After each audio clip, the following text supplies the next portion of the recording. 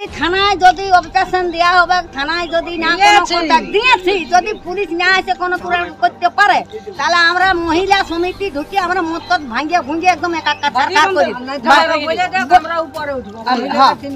একদম আমরা একদম ছাড়খাড় করে দেবো ভাটি মাটি। অবৈধ মদের বিরুদ্ধে আবার ক্ষোভে ফেটে পড়ল বড়াবাজার থানার ভাগাবান গ্রামের মহিলারা। আন্দোলন সংগঠিত করার জন্য আজ পয়লা বৈশাখ রবিবার ভাগাবান গ্রামে স্বনির্ভর দলের মহিলারা একত্রিত হয়ে এই বিষয়ে মিটিং করলেন পরবর্তী পদক্ষেপের গ্রহণ জন্য। তাদের অভিযোগ প্রশাসনে বারবার জানিয়েও কোনো কাজ হয়নি, তাই তারা এবার একত্রিত হয়ে মদের ঠেকগুলো ভেঙে দেওয়ার সিদ্ধান্ত নেন।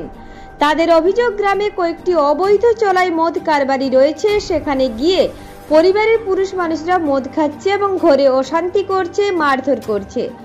অবৈধ মদ কারবারিদের স্টেপ নেওয়ার কথা বললে হুমকিও দেয় বলে অভিযোগ তাদের এমনটাও অভিযোগ পুলিশ পদক্ষেপ নেওয়ার চেষ্টা করলে গ্রামের সিভিক ভলেন্টিয়ার অবৈধ চোরা কারবারিদের সতর্ক করে দিচ্ছে, কিন্তু এই অভিযোগ মানতে নারাজ উক্ত সিভিক ভলেন্টিয়ার। তিনি চক্রান্তের অভিযোগ তুলছে তাদের অভিযোগকে। ভাগাবান গ্রাম পঞ্চায়েত সদস্য তথা ভাগাবান গ্রামের বাসিন্দা বাদল কারককে মহিলাদের খবরের বিষয়ে জানতে চাওয়া হলে তিনি বলেন, মহিলারা যেটা করছে সেটা সত্য। গায়ে তেমন শান্তি না ঘটে। কি অসুবিধা হচ্ছে আপনাদের? ঘরে ঘরে অসুবিধা আছে। আমার আর 5 লোকের সঙ্গে ঝুট ঝামেলা আছে, ঘরে ঝামেলা আছে, ঘরে করছে নিজের স্বামীও মারছে। এখানে বিক্রি হচ্ছে এবং তারই আমরা শান্তি চাই গানটা, কিন্তু সব মহিলারা আমরা একসাথে হয়েছি, কিন্তু আমাদের উপরে মানে অন্যায় অত্যাচার করতে যায়। যে কে কমপ্লেন করবে তাদেরকে দেখিয়ে নিব, তাদেরকে রাস্তায় আর হাঁটা চলা হবে, তাদেরকে মারবো, এরকম ভাবে আমাদেরকে হুমকি দেয়। কে হুমকি দেয়? এই এমনি ভাটি হলো যারা কাছে তারাই বলছে। আচ্ছা, তো আপনারা প্রশাসনে জানিয়েছিলেন?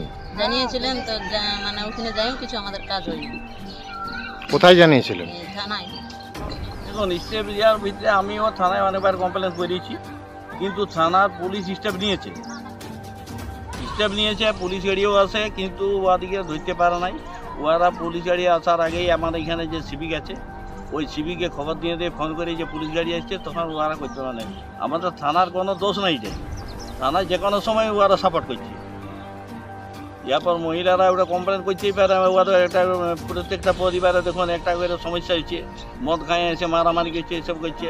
তো এইটার ব্যাপারে এত থানার কোনো দোষ নাই, থানা পুরো আমরা সাপোর্ট করাবো, আর একমাত্র সিভিকেই কাজটা করছি।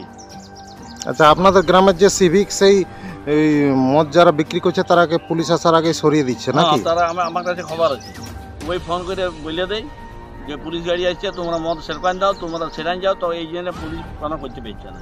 মদের অভিযোগ বলতে গ্রামের মহিলারা যখন বসেছে, তো মহিলাদের তারা নিজেরাই উপার্জন করে এবং এদের টাকায় সংসার চলে, প্লাস এদের টাকায় এই হয়তো যেমন আমার চাল পেলে সেটাকে বিক্রি করে দিয়ে ওরা মদ খায়, তাতে স্বামীরা মদ খায় না? স্বামীরা মদ খাচ্ছে, তাহলে তার ফলে কি হচ্ছে না, একটা সংসারে অশান্তির সৃষ্টি হচ্ছে। হ্যাঁ, আচ্ছা, তার জন্য এরা এটা আন্দোলনটা এরা করেছে। কি আন্দোলন এরা করছে? মানে যাতে মদ খাওয়া বন্ধ থাকে এবং মদের যে ভাটিগুলো আছে সেই ভাটিগুলো যাতে বন্ধ থাকে, এই জন্য আজকে মিটিং।